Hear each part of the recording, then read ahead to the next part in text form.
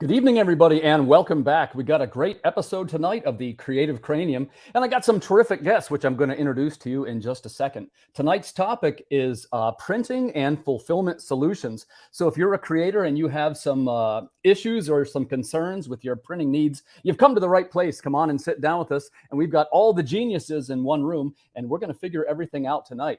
So without further ado, I'm going to start introducing them. Please welcome to the show.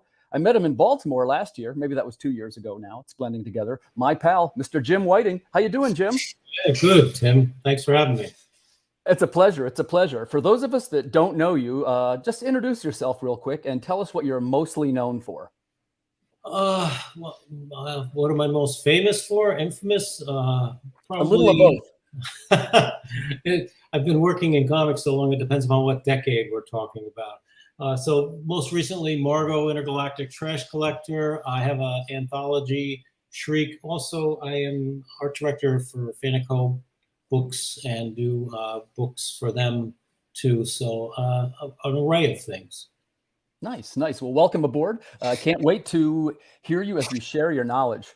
My next guest really needs no introduction. He's one of the fastest rising stars in the indie community. I've been following his work for about 6 months now. Please welcome to the show, Mr. Jonathan Hedrick. Jonathan, how you doing, buddy? Good. That was a great introduction. Thank you very much, Tim. It's great to see you again. And of course, I'm familiar with your work. But for those of us that don't know, could you introduce yourself and tell us what you're mostly known for? Yeah, I'm Jonathan Hedrick. I'm an independent comic book writer. Some of my claim to fames is The Recount at Scout Comics, Dream Master at Black Box Comics, Caffeinated Hearts, Source Point Press, and a few others.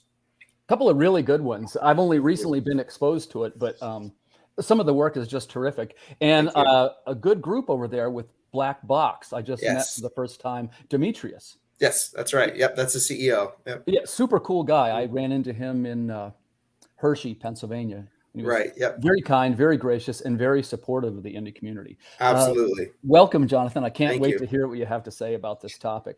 Appreciate it. Our next guest, he's another pal of mine. He's known for several things, but he's got one of the most fun Kickstarters going right now. That's Mittens, and we're going to hear a little bit about that. Please welcome Greg Moquin. How you doing, Greg? I'm okay. So tell us real quick who you are and what you're mostly known for. I'm Greg Moquin. I am co-founder of Sierra Nova Comics. We mostly do superhero comics, but I guess I'm mostly known for Mittens because that's what a lot of people like is cats in space. So. Yeah, it's cool, man. It's a cool concept. And you guys funded already, am I correct? Yeah. Nice. Excellent. Well, as we move forward, we're going to hear a little bit more in detail about some of you guys' projects. But first, we're going to launch right in. You know, one of the things that we do on the broadcast is we try and provide information to beginning creators and veterans alike about how to more effectively promote their projects. And tonight, we got a great topic, which is printing and fulfillment solutions. It's a great opportunity to learn more. So let's dive right in. Jim, I'm going to start with you. Who do you use as your printer and why?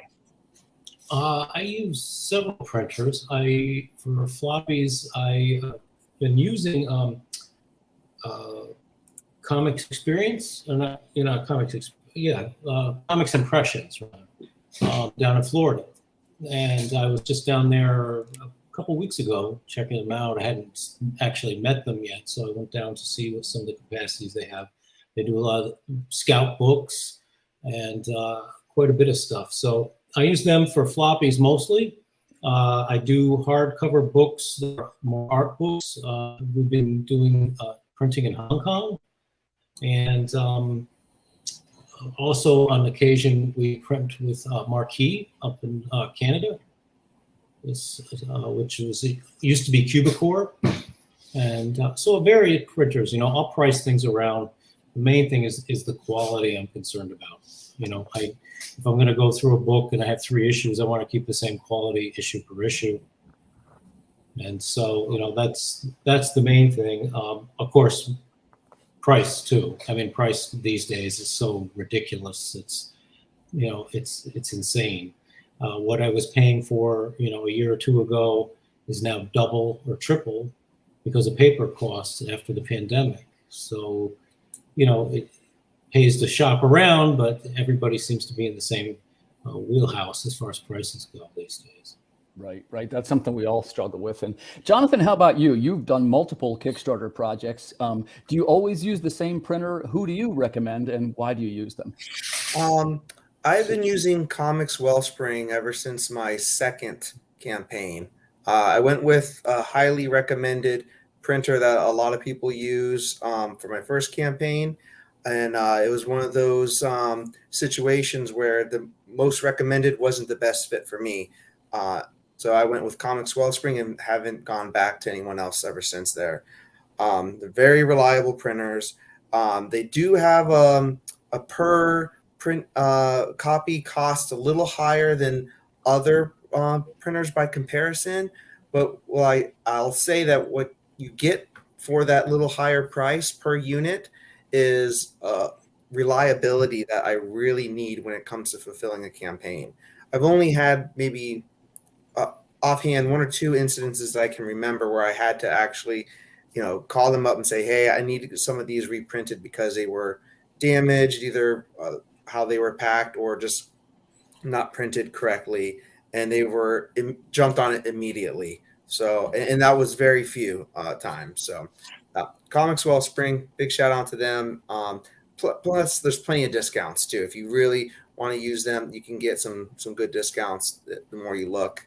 So, gotcha. Thanks for that answer. Thoughtful answer. And I think we might potentially going to be hearing a little bit of that tonight. Greg, how about you? Tell us who your printer is and why do you use them?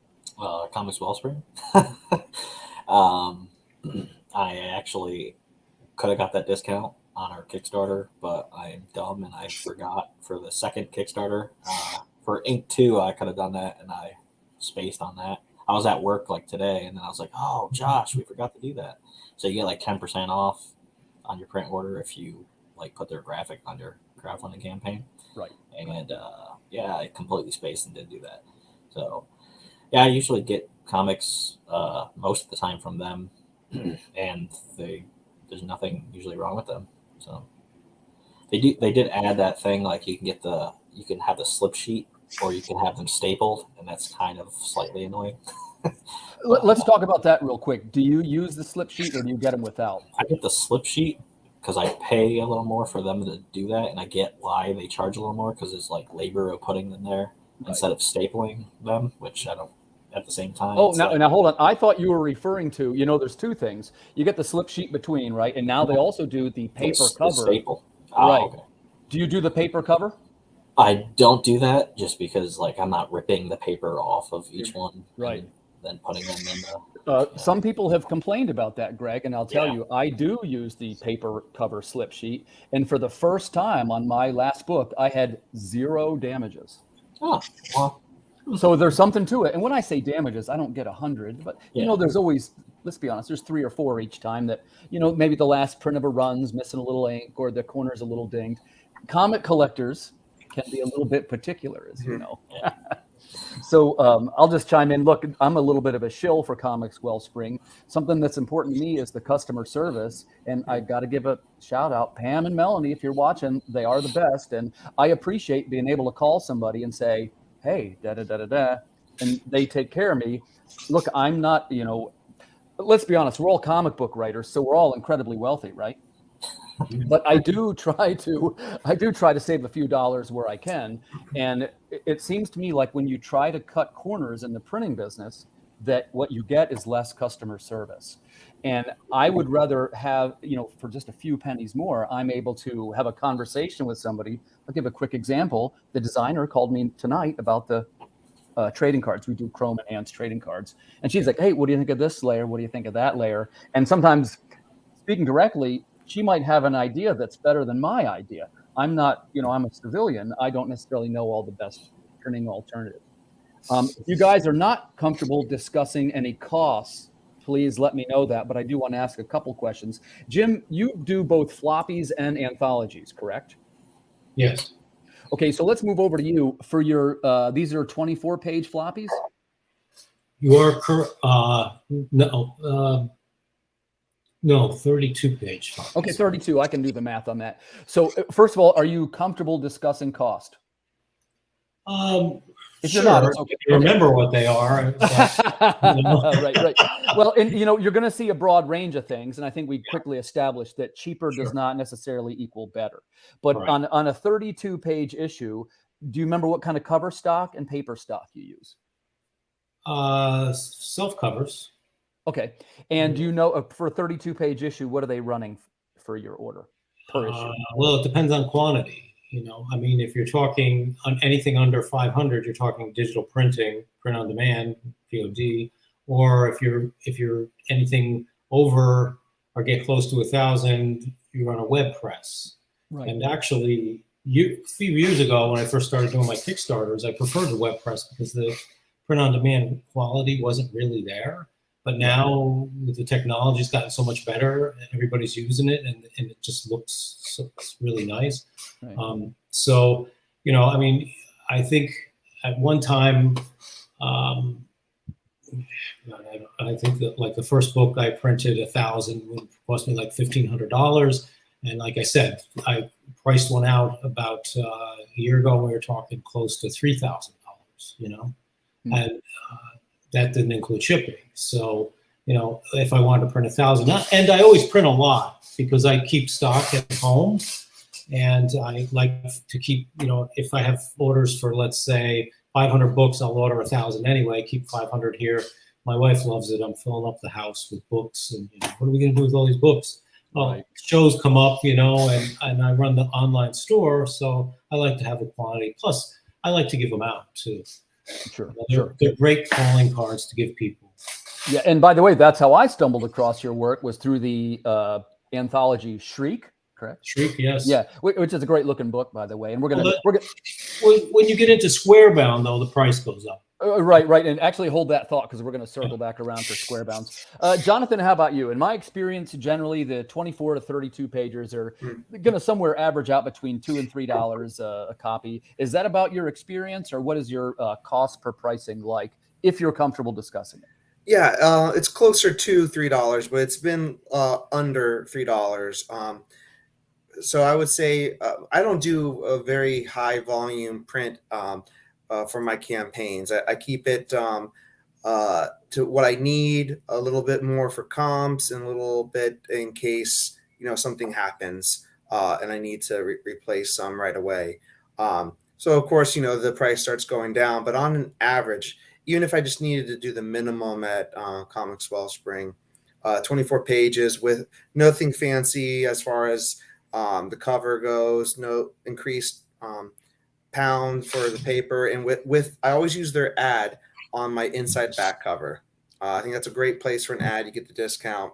Yeah. So it's about $2.80 at the highest, and then I start adding more amount of quantity. It starts going down. I add my discount, so I can usually get it to about $2.50, $2.60 per issue, and I already have factored that into my campaign in the first place. You know, I'm not trying to profit, you know, immensely off of each single issue in the first place. So yeah, about $2.60, $2.80. And how about these are 24 or 32? What's usually 24. Now, Spillblood, the one that I'm doing now, it's going to be 36 pages of story, and who knows how much back matter, you know, as we, you know, get going with the campaign and whatever. But I anticipate that to be on the lower $3 end. And that is Spillblood is a, first of all, I believe, are you funded also? Yes, we funded on day 2. Congratulations, man. Thank you. Congratulations. Thank you. I'm looking forward to that one. And that is, so you're edging up to what I would call a giant size. I know people don't use that term as much, but you know, in the Silver Age and Bronze Age, it was 40 pages, I believe. Yeah. Giant size. Yeah. So I do a couple giant sizers. I think that's a very, you know, very reasonable price. Are you comfortable disclosing your price point? What do you sell them for? I usually try to get 50% back, you know, so I'm trying to do, you know, if it's a $2.80 cost, I'm trying to sell it for $5 to $6. Oh, wow. That's a deal, man. Yeah. That's a deal for that kind of content. And I tell you why, generally speaking, well, we'll go to Greg for this next question, but you know, a lot of times you're going to see these books in the $8 to $10 range. Right. So let's move over to Greg. Greg, same question. In your pricing, is that about the price range you're seeing? And then what is your price point? And specifically tie it into Mittens. How many pages in the highly successful Mittens series? So this one is technically like 32 pages. The last one was the same because we had an epilogue thing. And we don't usually have the Comics Wellspring ad inside or anything. I did use that before, so I do like getting discount and stuff. But we usually put our like podcast or platform ad because we have a whole platform of other creators and stuff. But yeah, it's usually like around like 200-ish, 300-ish because I don't print a lot of comics. I usually print enough for the backers and not enough, so I have a little extra so I can like sell them to people that want them. And we haven't done conventions really except one in March. So yeah, that was all we've done. So quick question. How close are you to this? I see that Rochester Con being advertised a lot. Is that close to you? That's like 4 hours away, I think. New York is so big. I figured it'd probably be closer than that. Not exactly a walk in the park to get there, I guess. No. Okay, so let's jump back over to Jim. In the what I want to talk about in this round is what I call the enhanced logos or the Chrome enhancements. I tend to do a lot of those. I'm a fan of that kind of thing, and really, what I want to know is if you think it is worth it. So, for various price points, you can either add a Chrome outline to your characters. You could have your logo in Chrome. Jim, do you ever use that service? It's usually about $2 more, roughly. Do you think it's worth it?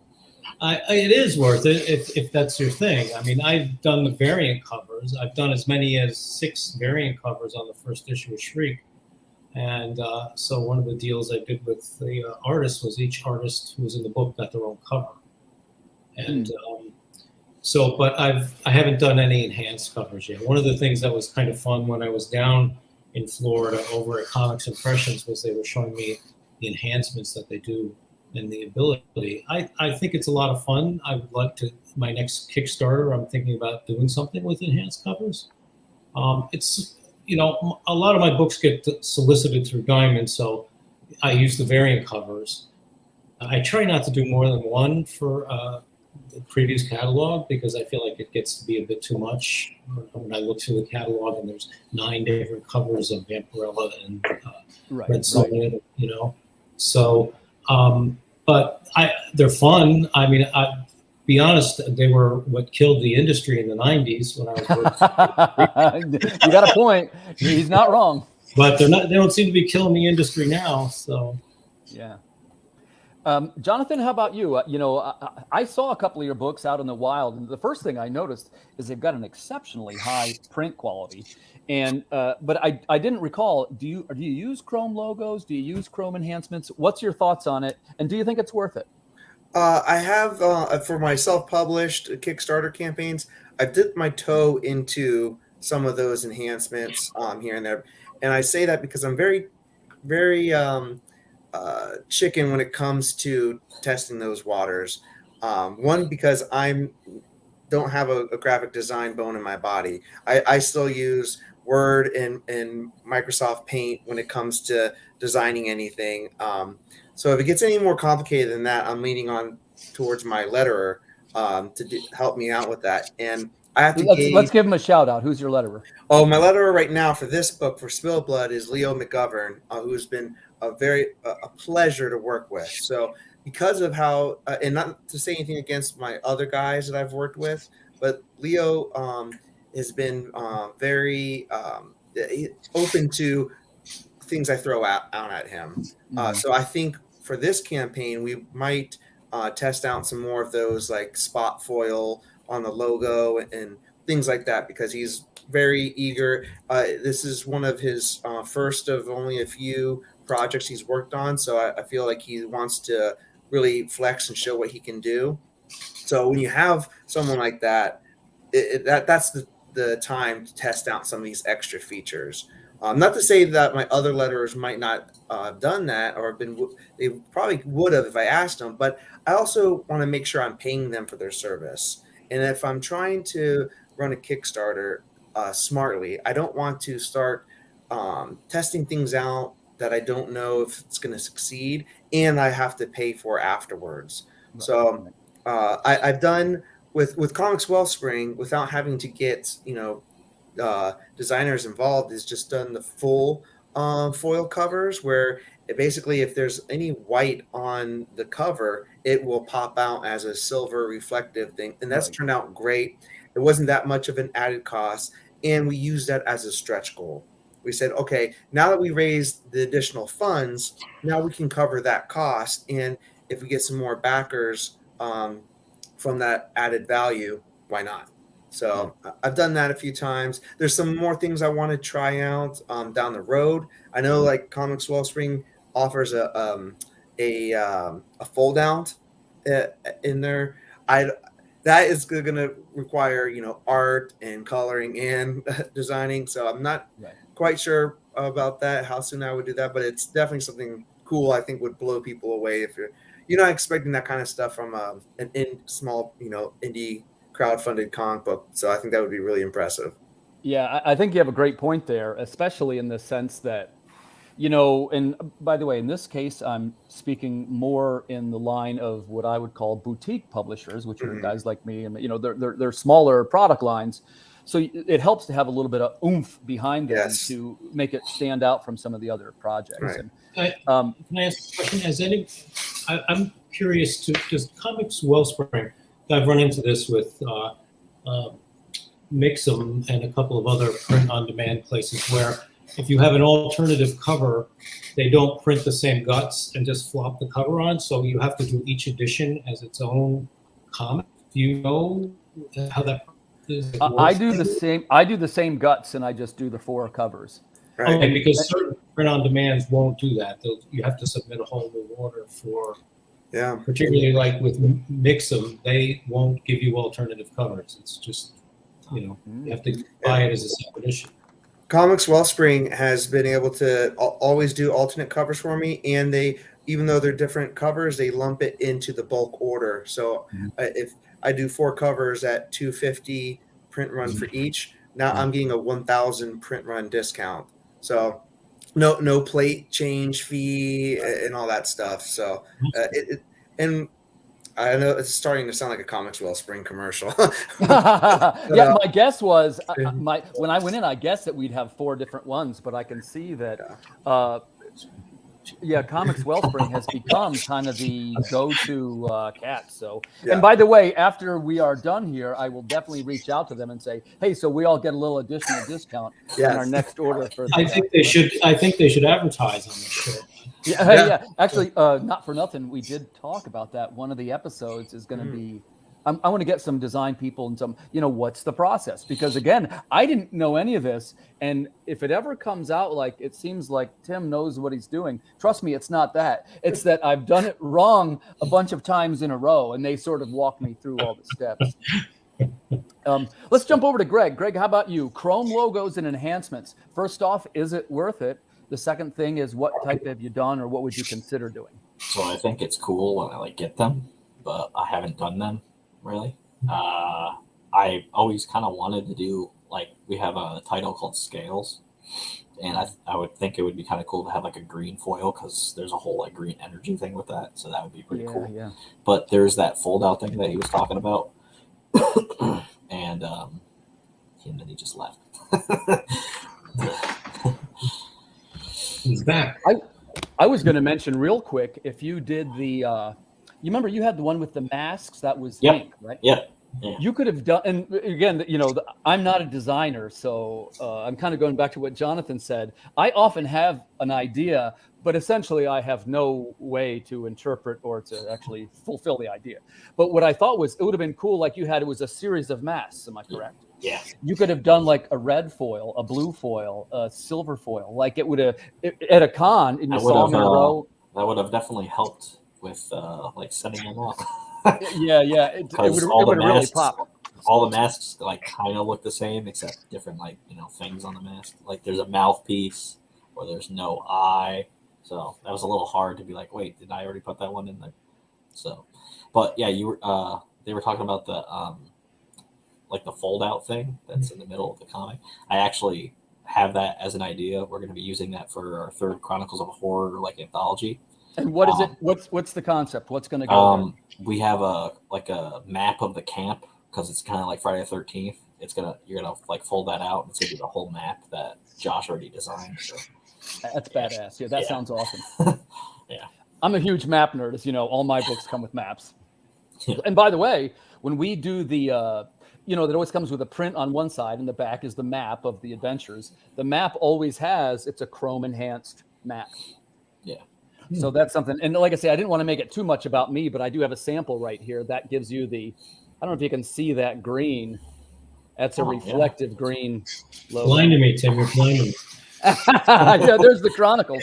So, and again, thanks for sharing that, Jonathan, and I appreciate your support. I will just say that to me, it has been worth it. And here's what I mean by that. When I first started doing Kickstarters, I said, well, I'm not going to do variant covers. I'm a writer, and I want people to notice the writing. And I think that a lot of writers say that, and you quickly learn the economic reality that you need at least 2 covers, if not 3 or 4. And then, you want to have something that it sort of notches up to a more expensive product. And we sell easily the printable hollow foil covers in that $30 range. And, it does cost me, I think, it's probably a $7 cost for the printable hollow foil. But it is something that when the customer holds it in their hand, they will say, wow, this is really cool. Like, it looks like a cool collectible. There's sorry. No, go ahead. There's actually an idea that we're doing for this second mittens. We're going to do like a glow in the dark, like blue kind of cover. Oh yeah, and awesome. Ready Comics does that. So sure. Yeah. So, but that's like a stretch goal. So. Yeah, and I've also had some success with, if people are listening, you make 1, 2, 3, 4 covers, let's say, and then you sell a set. And there's a certain segment of collectors, they say, well, I want the set. They buy it every time. And that's something I give a steep discount if you buy all 4, because essentially what that does, I'm not trying to make that more profitable. I'm trying to use it to enhance my print run, which in the long term, the more people that buy sets, the more it saves me in production costs, if you follow. So I got another angle on this. Let's back over to Jim. We want to talk about fulfillment a little bit. And the first thing is, so Jim, you have your home studio and your home empire, right? I have, yeah. The great Whiting Empire. Oh, my cat walking around. That's my she does the graphic design. So when you have, and I saw you have a great looking website, do you fulfill the web orders from home, or is it a fulfillment service? How do you do it? Yeah, I fulfill orders from home. I also fulfill all my Kickstarters from home too. I at one time I was using Pledge Box, and I didn't really care for it very much. Tell us why a little bit. It took the personalization out of it, because I like to actually all year long I'll go to I'll get these little buttons from Pure Buttons, or there's a special at Vistaprint, and they'll buy 50 for $20 or something, and I'll do that all year long, and I'll save up this stuff. And when I do the Kickstarters, I'll throw everything in the package. And I like to write a little note that personalizes everything, and sometimes I'll do a little skull on there, a little drawing or something, just to connect more with the person who's buying my stuff. So I don't get that when I use a fulfillment service. There's nothing more disappointing to me when I support a bunch of guys' friends' stuff, and I get their book and there's nothing in there, right? It's like, oh, gee, a little thank you would have been okay, right? So, right. I like to do that, just go that extra mile for people who support me. Yeah. And so I do fulfill everything from home. I don't use an outside service. I know people who do. And it seems like they eventually run into problems, particularly on a retail end, because a lot of times it's not in the same state. And, if you run into a problem, and they just don't have to answer the call, and so particularly after the pandemic, I think a lot of people don't have the staff that they need, or something's going on. And so, and then the economics of moving all inventory from one warehouse to another warehouse is just a big expense. So there's a number of reasons I like to do it myself.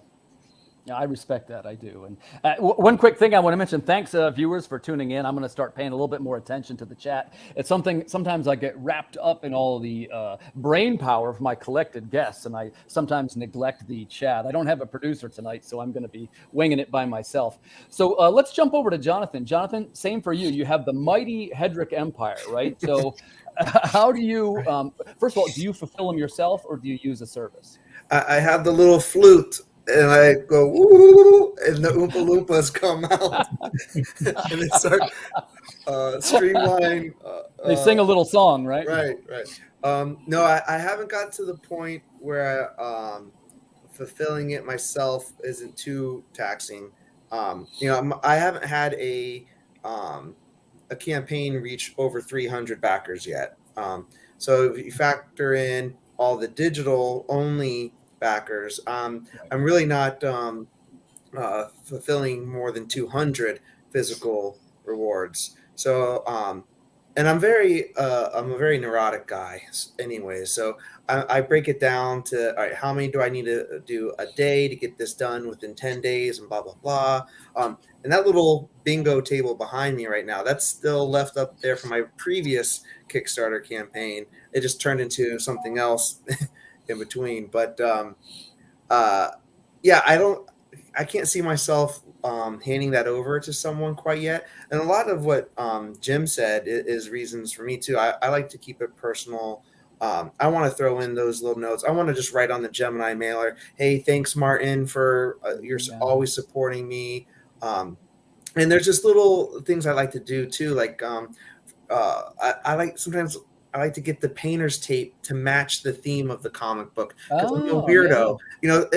Is Backer Kit going to do that for me? And but there's also some things I've seen very appealing with the fulfillment services, like having the store afterwards. But then that's also a problem with inventory. I already have my inventory on two different, I have my website, and I have practically everything else duplicated on Whatnot too. So it's like I sell something on one, I have to take it off the other. So do I want to add that burden onto myself? And then one idea I'm going to steal from my buddy Brian Silverbacks. When he goes to fulfill his digital campaign, he will have people go to his website to get it and give them a discount code to get it for free. So he's getting more traffic onto his website. That's pretty smart. Instead of just emailing a Dropbox link, just have people go to your website, give them a discount code, and then turn off that discount code after like 30 days. Dude, that's genius. I love that. I'm definitely stealing that idea. Yeah. So let's jump over to Greg. I forget. I think maybe you and I talked about this before. Are you you fulfill your own? And if so, how do you do it? By crying a lot. The hardest one that I've had to do was I had to do two campaigns at one time. I had to do Chronicles of Horror 2 and Seer Chronicles 2 at the same time. And Seer Chronicles, the remastered first one, was like 60 pages or something. So I had to like package that and send that out while also like sending out Chronicles of Horror stuff. So there was like so much stuff surrounding me, and I was doing that all by myself. Yeah. And then Mittens technically was the highest backer amount. So that was 240 backers, but there was a couple like digital. So there was like 150 something. So I never got over, that amount so far. But yeah, I do it myself. My girlfriend has helped on the last two campaigns though.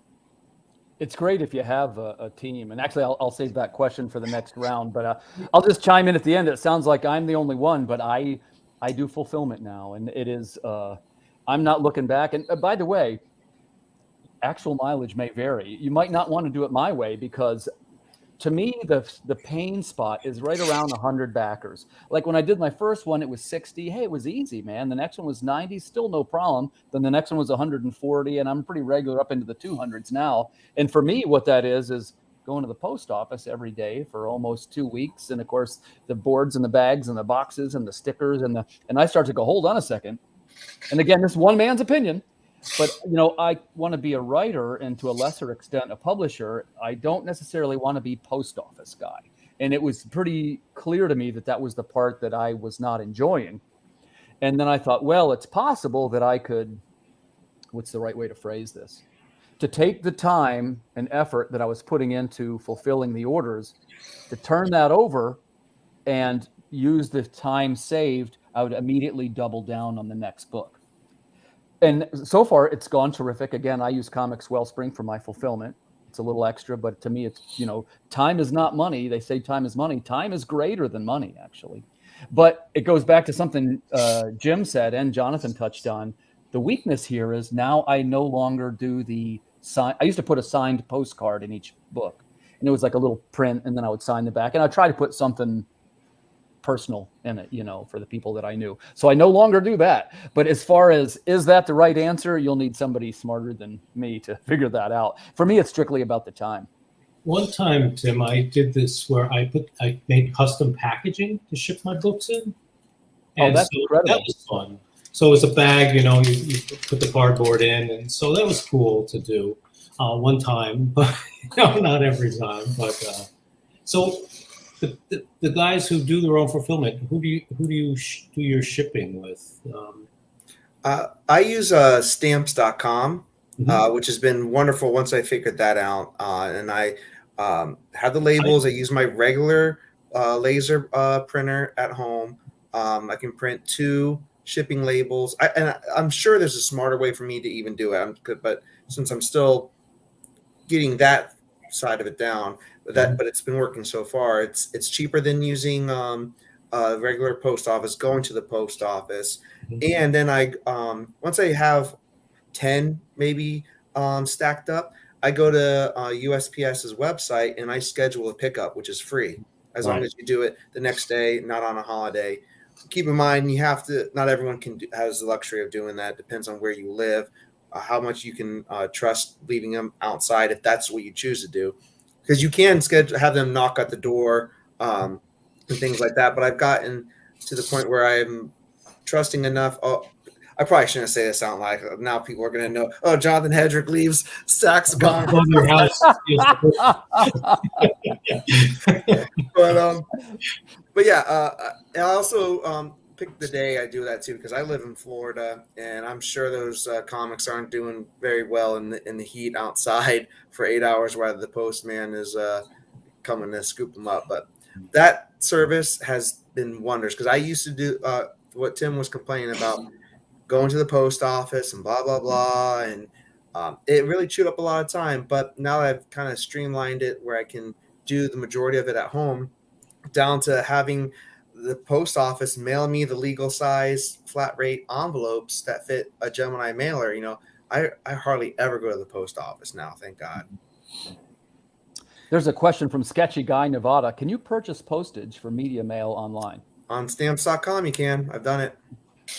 Yeah. You can. I use Pitney Bowes for domestic, but I use Pirate Ship for overseas. Yeah, I was going to say, if my buddy John Westhoff was here, you guys know John, right? Mm-hmm. He would recommend Pirate Ship. He has always had terrific experiences with them. And allegedly, again, I haven't used it, but allegedly the international shipping rates are dramatically less. Like they're good. They're good rates. You just don't have you're not able to track as well as you are with like Pitney Bowes.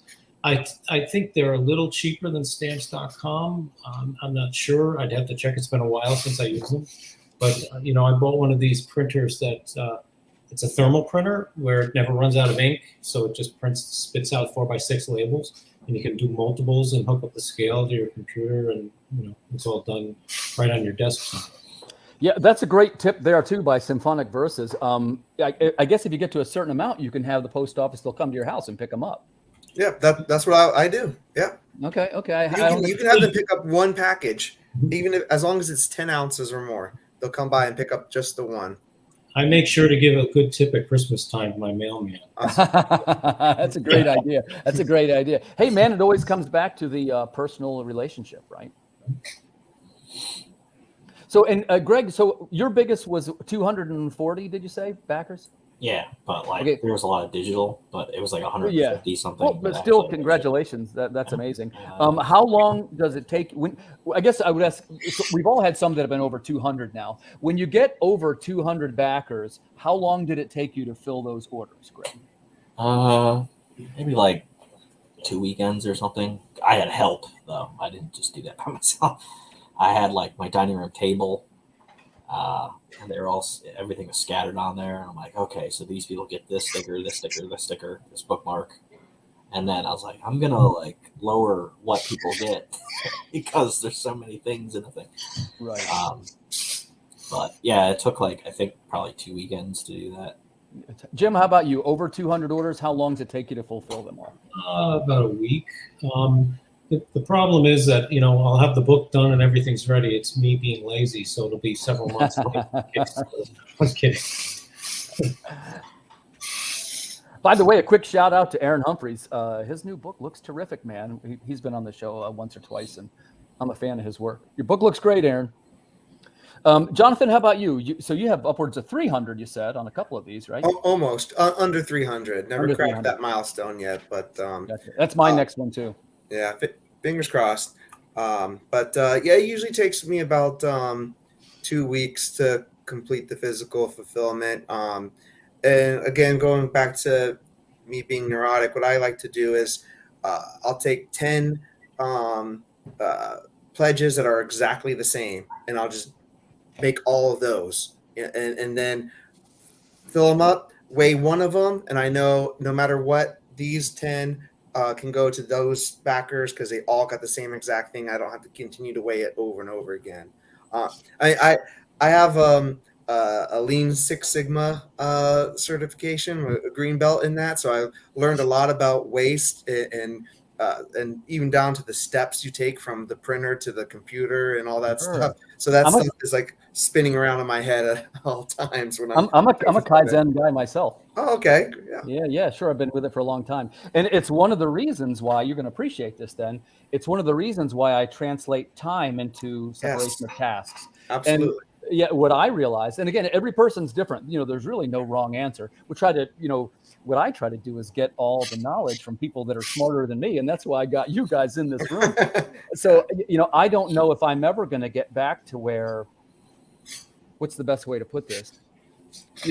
I wanted to be a writer, and kind of these other things have happened accidentally along the way on my journey. Like, well, I became a publisher, and then I became a Kickstarter guy, and then I became a fulfillment guy, and now I'm a podcaster guy. Well, at the end of the day, if I'm not back at the typewriter making the next story, I kind of start going, what am I doing? You know what I mean? Right. So let's talk a little bit about crowdfunding in general. So we've all got varying experiences with the crowdfunding platforms. Jim, your Kickstarter, Indiegogo, what's your preferred platform and how did you choose it? Kickstarter. I think I started on Kickstarter about 6 years ago. And I've done a couple of Indiegogos, but it doesn't have the same success. I mean, Kickstarter, it's got the name, the exposure, it's got the infrastructure where you sort of like its own network of people. So that's my preferred. I haven't done one this year. I'm going to do one late summer. So, I find every year that I go back to Kickstarter, things have changed a bit. So I'm reacquainting myself with all the big changes. It's like social media. It changes every 2 or 3 years, and now everyone's moved from platform to platform. I have to post on 6 platforms if I want to have anybody know about my stuff coming out. Yeah. That's the way of it, right? Jonathan, How about you? Jonathan's a Kickstarter guy, I know, but have you used Indiegogo? Have you used Zoop? Any of the other platforms? I have not. I haven't used anyone else other than Kickstarter across 11 campaigns.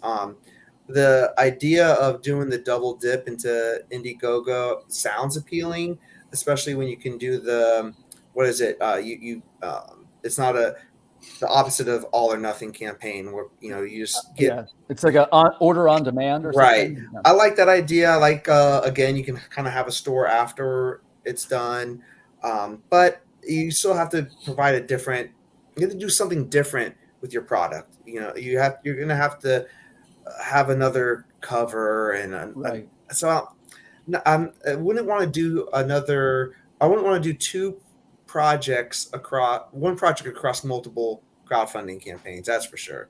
However, I am interested in trying out Crowdfunder. Crowdfunder without the E at the end. Yep. I backed a few campaigns just to. I feel like the best way to learn a platform is to be a backer first. And as a backer, I still didn't kind of understand the platform, which wasn't a good sign for me. So can you tell us a little bit more what you mean by that? So when I went to the platform, backed a few campaigns that I found very interesting, and just the process of when the project is over and when the rewards are going to be delivered was not very transparent. And I don't think they were intentionally being that way. I just think the design of the platform, the website, and they also have a way that you can extend your campaign. Like if it reaches a certain amount, you can add more time onto it, which is extremely confusing. And a lot of it could have just been the creators I was backing too. Maybe they weren't updating enough and doing their fulfillment. But I spoke to a good friend of mine, Enzo Garza, who does Gut Ghost at Scout Comics. He did a great, very successful crowdfunding campaign on Crowdfunder.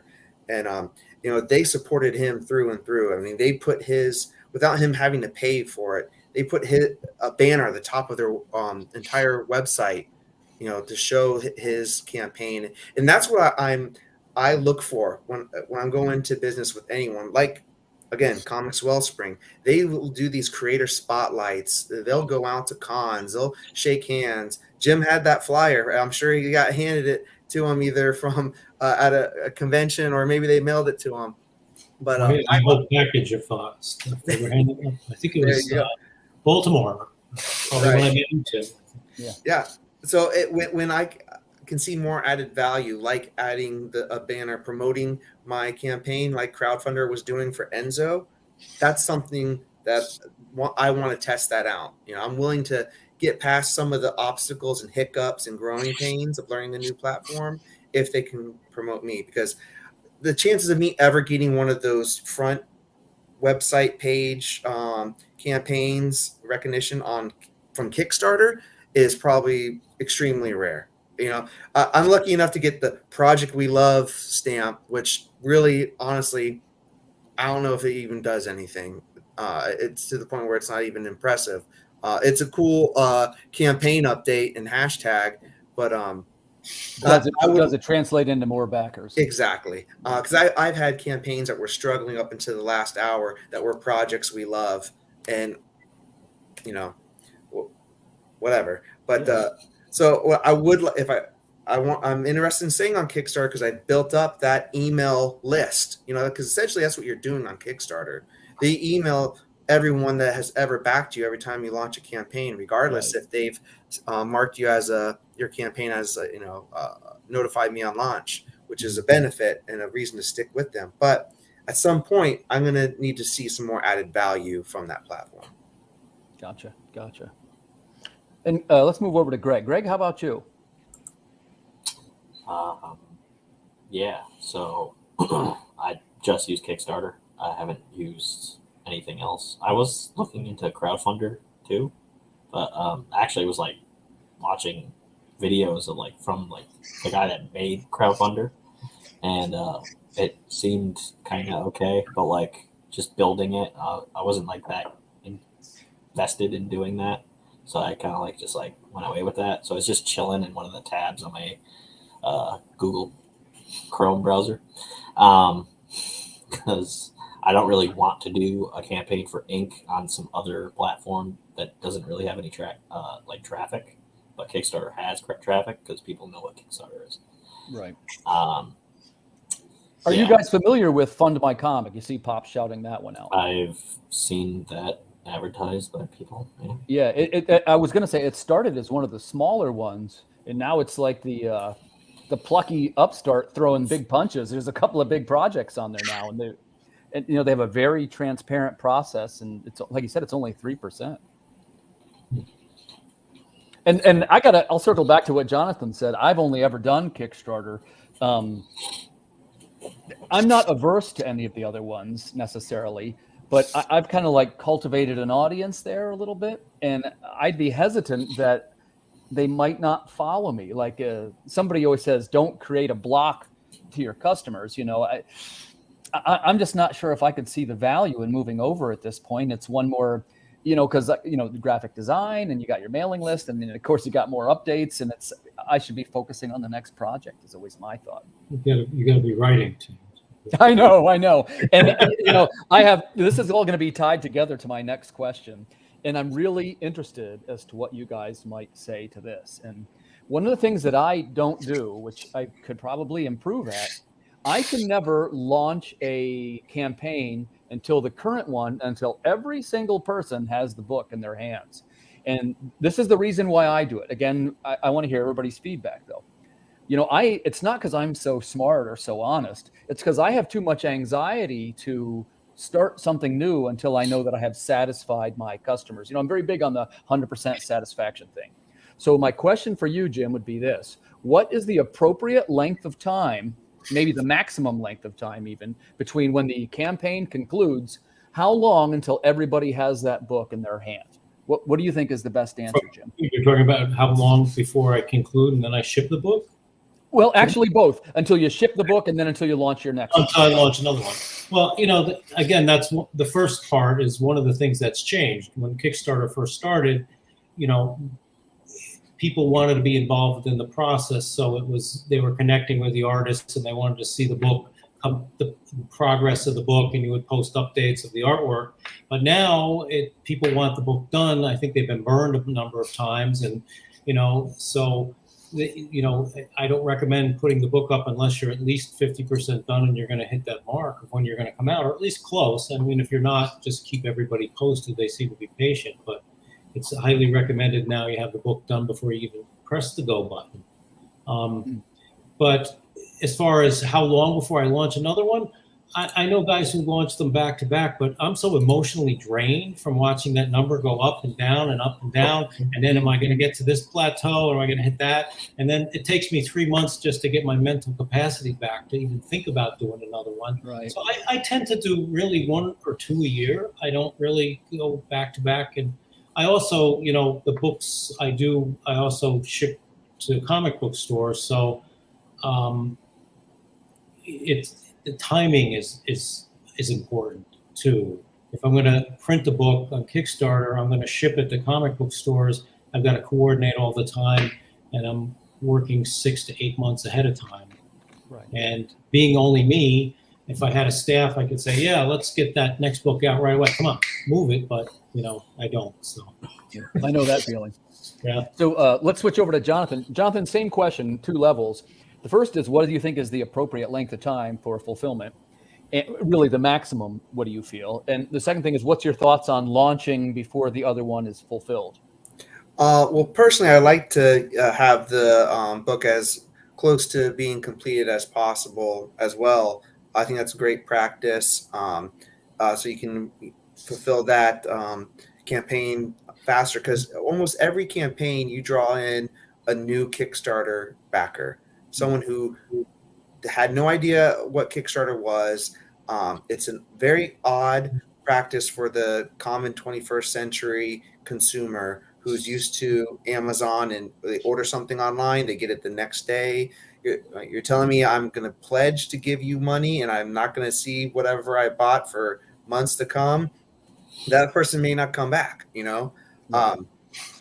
But personally, yeah, as soon as possible, I like to fulfill it. And sometimes, depending on what the project is, and what I've worked out with the artist, they might not have completed as much as I wanted to by the time that the campaign is over. So, it all comes down to a lot of factors. Then when it comes to when I launch another one, I really haven't gotten to the problem where I needed to hurry up and fulfill another one to launch it. I'd never really had back-to-back campaigns, but personally, I wouldn't launch another one until I know I've given it my all to fulfill every backer's pledge, because I think we all probably still have in every single one of our campaigns that one or two people who Yeah. have never done their survey. Right. And that's why I got into a point now in past few of my campaigns in the fulfillment section on the story to say that after a year, after the surveys have gone out, that's a donation now. I do not have to fulfill that that reward, because so many things have changed in over a year. The cost of shipping has gone up. The value of the book has changed, and all these other things. And just this whole purpose and principle that there's an expectation as the backer that you will fulfill this survey anyways. So, yeah, I say you have to give it your all before you launch your next project. That's a great answer, and I appreciate the honesty. That's one of the reasons, how do I say this the right way? It's one of the reasons, Jonathan, why the rest of us have such good reputations in the industry, is because there's one or two bad apples in there, let's be honest, who put out multiple projects and they don't fulfill. I've had several that I backed that went over a year. And I remember thinking, you know what, I do this part-time, and you have that problem too, Jim? Oh yeah, I'm back stuff that's still hasn't shipped. Same here. 5 years, and it's just give up on it. It's a lost cause at this point. So, Greg, how about you? What's your optimum length of time between ending of campaign and fulfillment? And then what's your thoughts on how soon you launch the next project, or even during, if that's your gig? So in the beginning of our Kickstarter journey, we were launching Kickstarters when the book wasn't even finished, the art wasn't done, and I didn't like that. And then I had to wait, and we had artists for Seer Chronicles 2, and he was taking other jobs because they were more high class of tier comic companies like Caliber Comics and stuff like that, and not Seer Nova. So I'm like, oh well, I paid you, but whatever. So he was kind of putting us on the back burner, and I didn't like that. I was like, well, this has to get finished. So now I have at least 90 to 100% done before it goes on Kickstarter. Mittens 2 is completely done. So all I have to do is ship it and get the stickers and stuff. But yeah, I don't like when it's anything below that. Right. My recommendation that I would give is, I would say the same thing for me. It's 90% completion. I think that you should have completed pages to show on your campaign. That is one of the big things for backers. You could probably get away with maybe not lettered yet, because it is primarily about the art and the flow. But if possible, I'd even recommend having some lettered pages to show. Some people I've seen, they either ask other creators, and they're like, well, if I already show off my letter pages, that's going to ruin the story. No, it's going to be months. It's going to be months. They get it. Right. So they're not going to remember those pages. So just let's be honest, for those of us in this room, we're probably nerds enough to be like, wow, I love this lettering. I love quality lettering. As you know, lettering can make or break a book. Yeah. So, in my case, I like to have the book completed and at least 75% lettered before I even launch. The reason I hesitated at lettering, you can get away with a little delay in lettering, and there's ways to get around that. But if you've got a problem with an artist or a colorist, or particularly an inker, you've got a serious delay coming your way on the book. So I would say I wouldn't even begin the campaign until you've got all the pages colored in hand.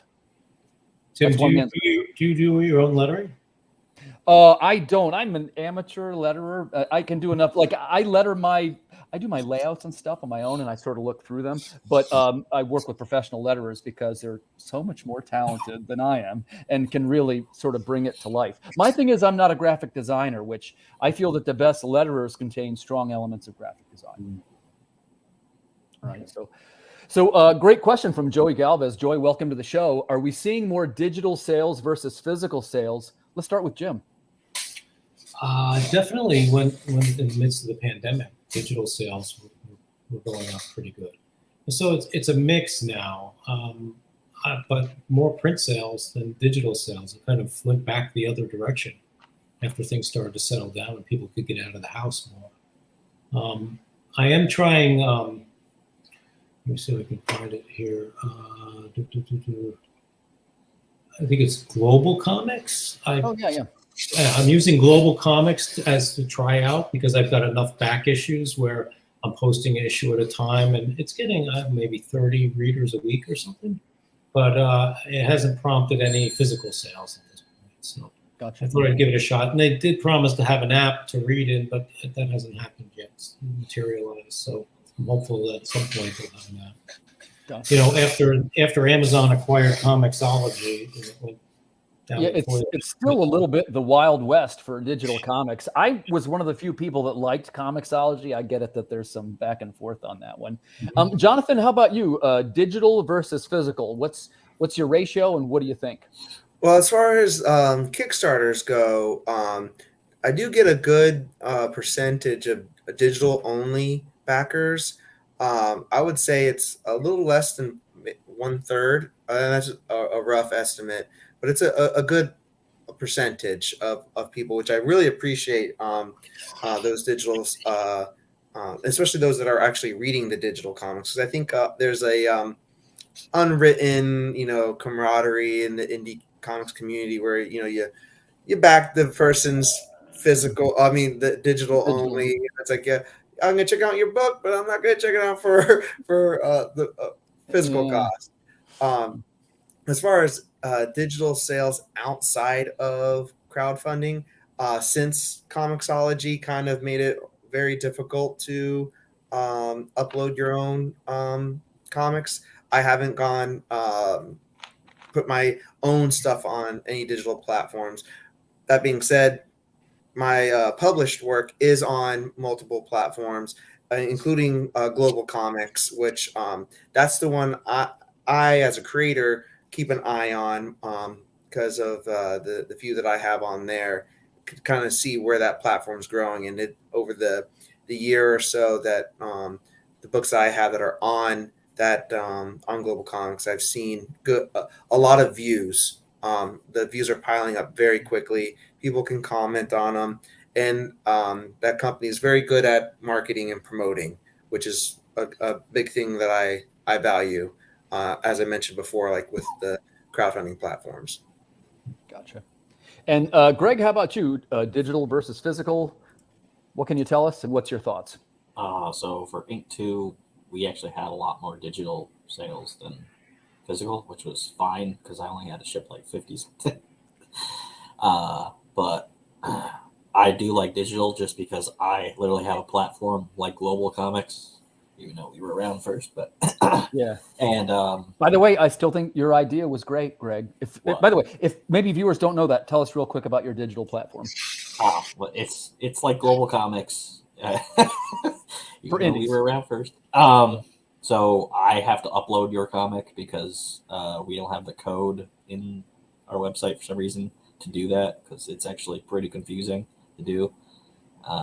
My webmaster / marketer / business partner, he can't figure out that code to add that for some reason.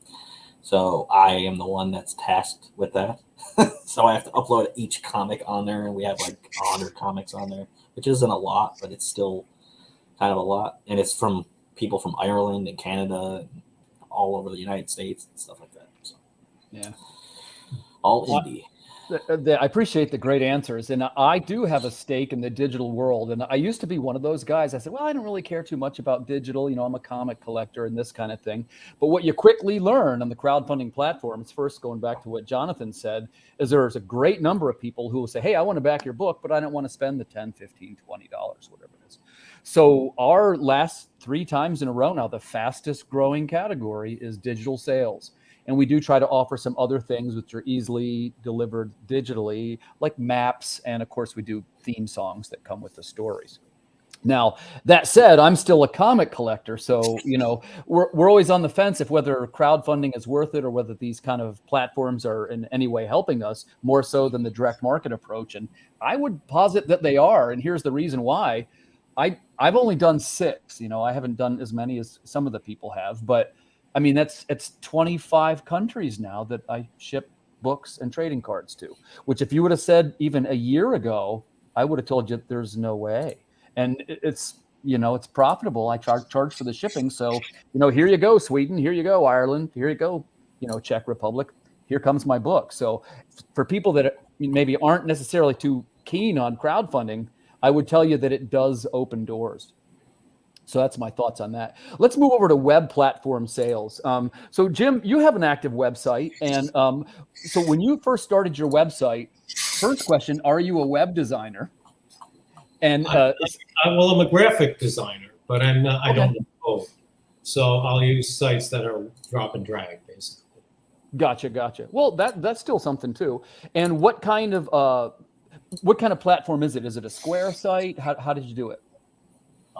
Well, I've switched around a little bit over the last couple of months. I'm back onto Shopify, and I tried Squarespace for a while, but didn't seem to get the traffic that I was getting out of Shopify.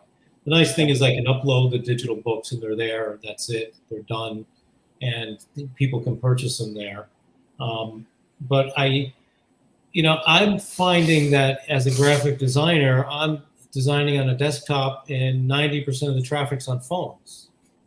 So I have to design for phones in my previous, which is a much more basic design, really, because people are scrolling down rather than the full web page that you would see. Like right now I'm on a desktop, so I'm seeing everything horizontal, but if I was on the phone, I would be scrolling. So a lot of these sites, which is a nice feature, have a preview where you can see what it looks like on a tablet, a phone, or the desktop. And then I will email myself something to my phone and scroll through and see how it looks. Does it read well on a phone? It's not going to read well. Gotcha. Well, let's do a quick call to action. I want to get your website up in front of the viewers. If you'd like to check out the works of Jim Whiting, and I'm a fan, I checked out the Shriek Anthology, which is a great horror anthology with some terrific creators. And also I like it's Margot Intergalactic Trash Collector, which I dig that Fantastic Four homage cover. So that is whitingstudios.com. Whiting Studio, no S. So you can go over there right now and check out many of these projects, and strongly recommended, creator with a great history, and really, Jim, a great product line. Congratulations. Oh, thank you.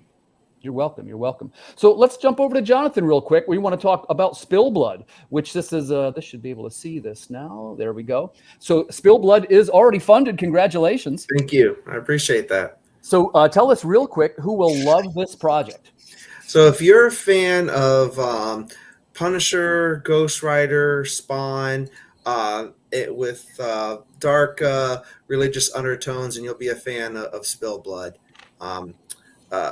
Quick elevator pitch. It's about this haunted priest who by day listens to the sins of people in the confessional booth, and then he takes that information at night and seeks out vengeance amongst the worst of the kind that are walking Earth.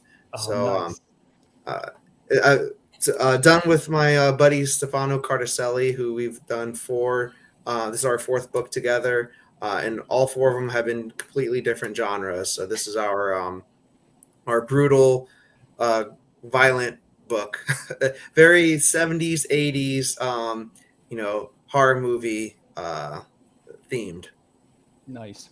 And we're going to get the links up there on the screen. Jonathan, I've seen some of the previews of this book, and the artwork looks terrific. And you're already very well known as a writer with a strong track record of fulfilling projects. So you're basically guaranteed to get this book. Viewers, please go check that out. Call to action. That's Spill Blood, a graphic one-shot comic book from Jonathan Hedrick, strongly recommended by this panel. I wish you every success with it, brother. That looks terrific. Thank you. I really appreciate that, Tim. You're welcome, sir. So let's jump over to Greg. By the way, I was a fan of the first one, and just a quick comment here for me. I love the kind of monochromatic color scheme that we have going. Yeah. That's Mittens, the space pilot. And now what we have here, this is a catch-up, right? Issues 1 and 2? Yep.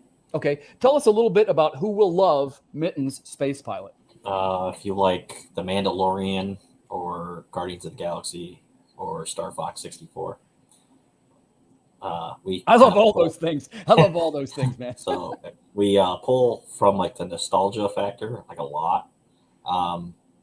The cover for the second issue is actually like inspiration or homage to The Fifth Element. So And then the first cover is Star Wars. It's like literally like the movie poster or whatever. So yeah, if you like any of that stuff, and it's about a cat. The second issue takes place right after the first one. Cat named Mittens. He actually crash lands onto a planet that he's unfamiliar with, and he has to get his ship fixed. So he meets a couple people along the way and has to figure out if they're actually friend or foe. And yeah, it gets pretty crazy. That's pretty cool, man. Congratulations on already funding. Yeah. And what's the long-term plans for Mittens? Is this something you're going to pitch in the previews catalog? What do you see it doing? That would be pretty cool, but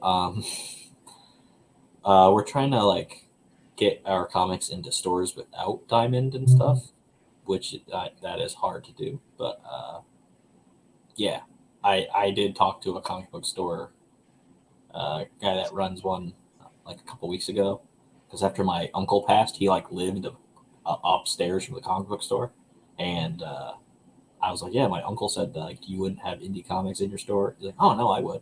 So I'm gonna try to get my comics and then everybody on our platform like in that store at least, and then work from there. This was supposed to be a 3-issue series, but me and Josh, the artist, had an idea for like the 3rd issue, and that sprouted an entire Mittens verse. The Mittens verse. So now I have like a couple one-shots that I already have planned and a bunch of other arcs. So yeah, it's gonna go on for a while now. Gotcha. And as we're talking, I'm going to keep popping these links up underneath us so that you can check them out. Viewers strongly recommended projects from the indie market's top creators of the modern day.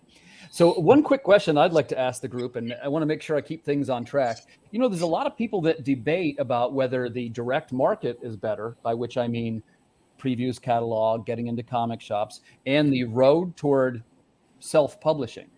There's obviously great elements of both, right? And I'd kind of like to hear what you guys' 2 cents worth are on this, because I know that just about all of you have had some terrific publishing successes, and I really do care about what you think. Let's start with Jim. So Jim, you've been doing this for a while. You've got a terrific product lineup. In your mind, which is the better of the 2 paths? Is it to A, get into the previews catalog and release the books into the stores? Or is it to keep expanding your self-publishing to where it's so profitable that that's obvious? I don't think it's one or the other. I think that there's so many things to bring in now that I don't want to say no to anything.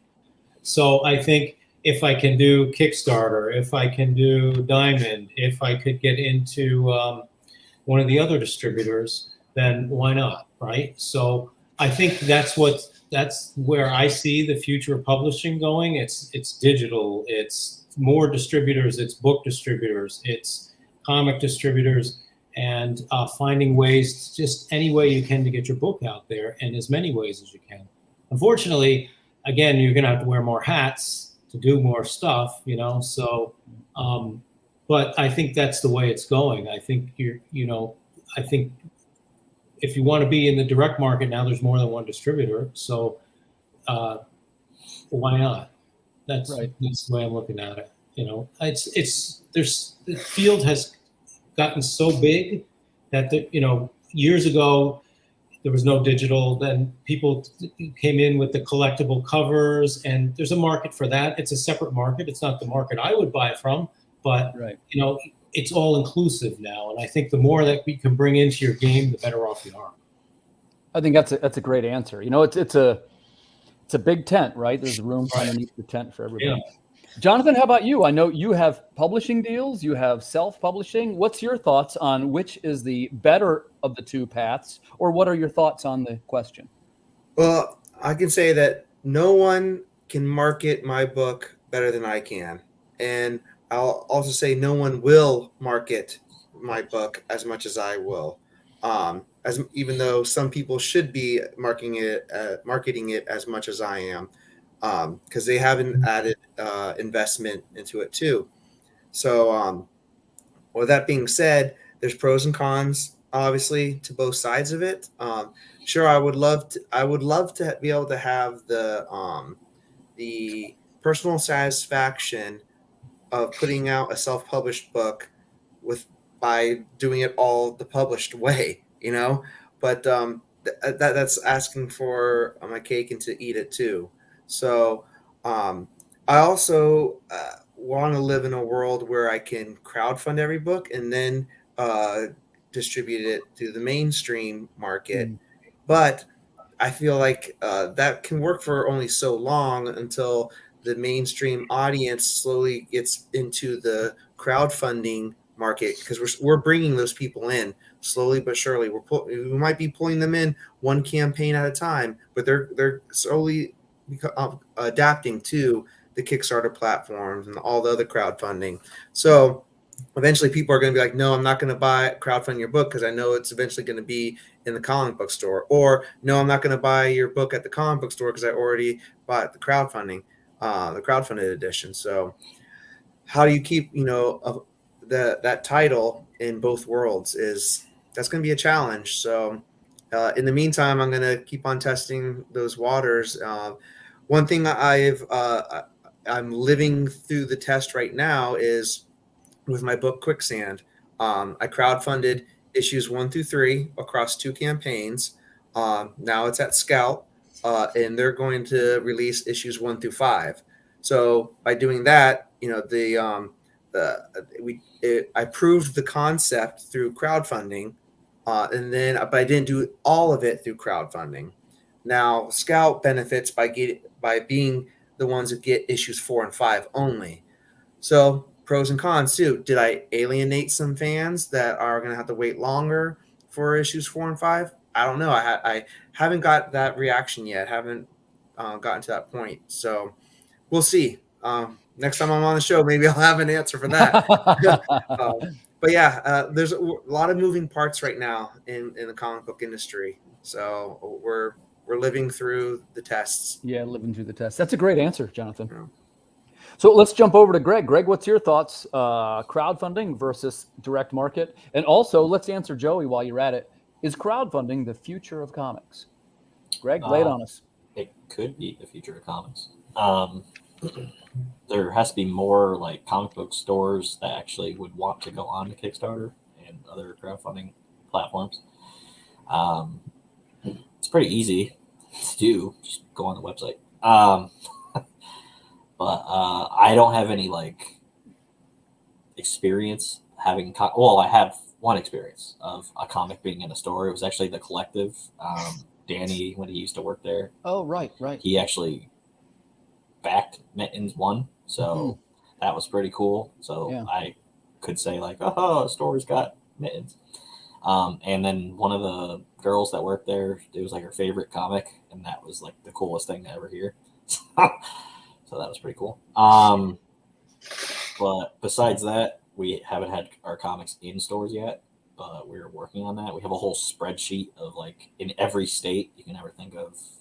We're Dylan is contacting people every single day, just asking do you want our comics in your store? And then following that up.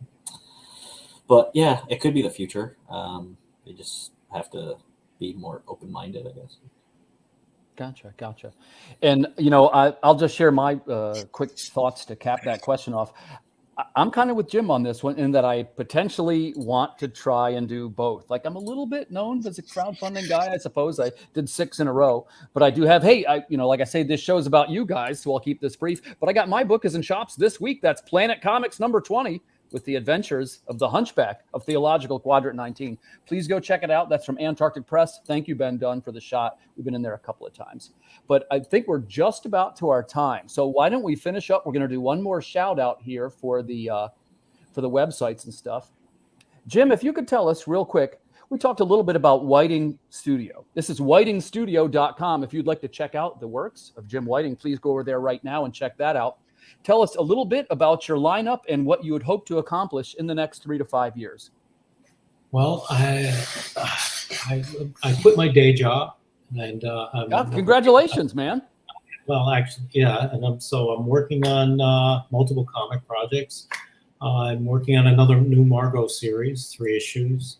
I'm working on another Shriek, and in that I've been sort of serializing Lady Dracula stories, and I'm going to collect those. I'm working on a book of Joe Sinet's artwork with his family that I'm working to come out later next year, an art book. Some of the stuff that he did pre-Marvel. Nice. Treasure Chest and some of the other companies. And I'm also working on a collection of some of the other books he did too. So yeah, I have a lot on the plate. I'm doing a bunch of different things. So 3 to 5, I don't know. I'm looking at next 2 years.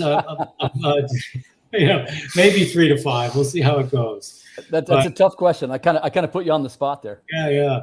I only think like 12 months ahead, so I'm like, oh. Okay. Perfect.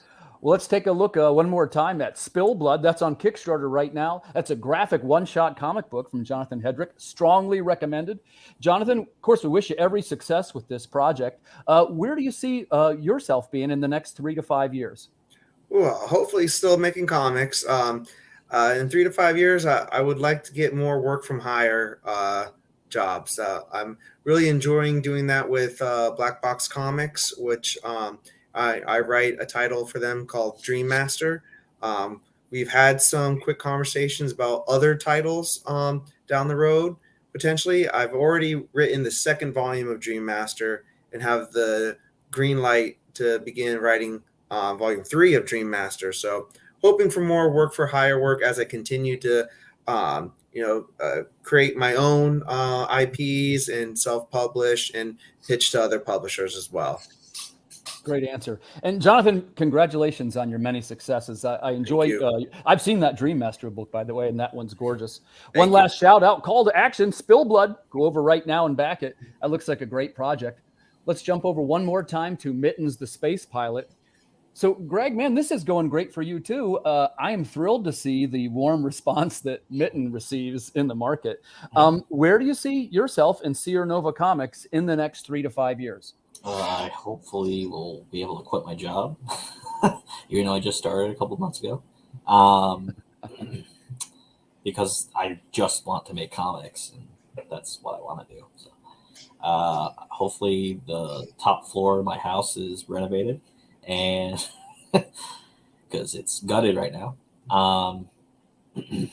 And I actually pretty sure would have another arc of Mittens out and more superhero stuff out. So gotcha. Yeah, that'd be awesome. You guys are getting quite the lineup. I believe you. I believe you can do it, brother. Yeah, I have a couple. Well, I sure wish you every success with the projects. And in closing, I guess I would just say the last word. First of all, thanks to the viewers for tuning in. And most importantly, thanks to our guest tonight for coming on the show and sharing your knowledge. It means a lot to me, and this is one of the ways that I learn and try to grow as a creator. So I'm grateful for your experiences. Thanks for coming on and sharing with us. Thanks for having me. And us. Okay. Yep, thank you, Tim. Yeah, it's been a real pleasure. And once again, to the viewers, thanks for tuning in. This is the Creative Cranium. We'll see you guys next week. Good night, everybody.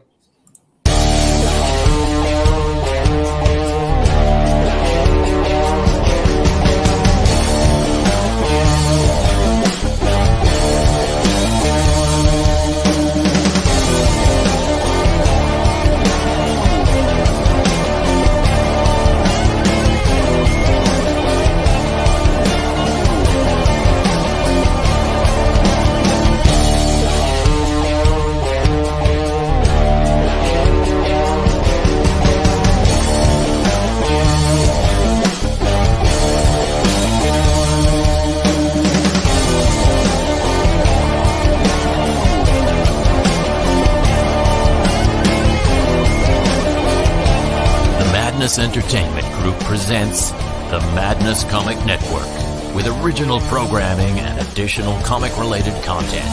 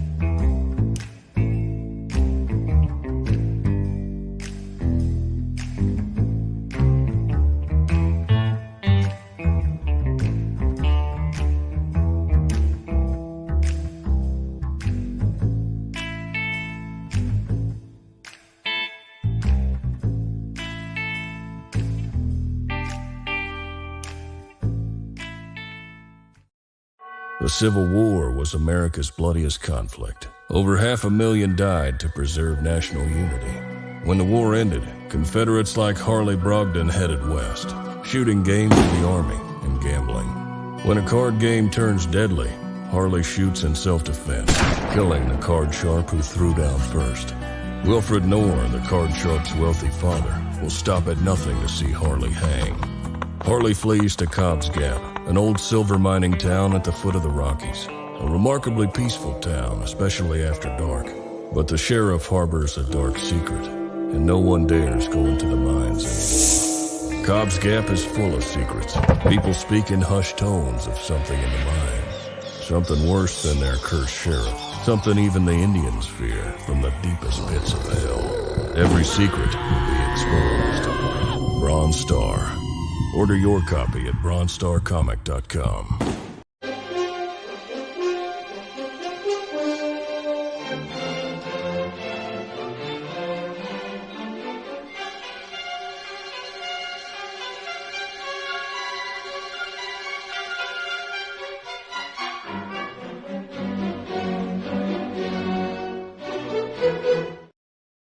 Comic Books for Kids provides comic books to kids in hospitals and cancer centers across the U.S. It's a place where we can all work together to make sure every child has a comic book. 100% of all proceeds go towards the kids. It's about making a difference, and while they're in the hospital, allowing them to fly like a superhero, battle dragons, or rescue teddy bears. We are in every state in the country and now support over 160 hospitals. Every month, we add more. Visit cb4k.org.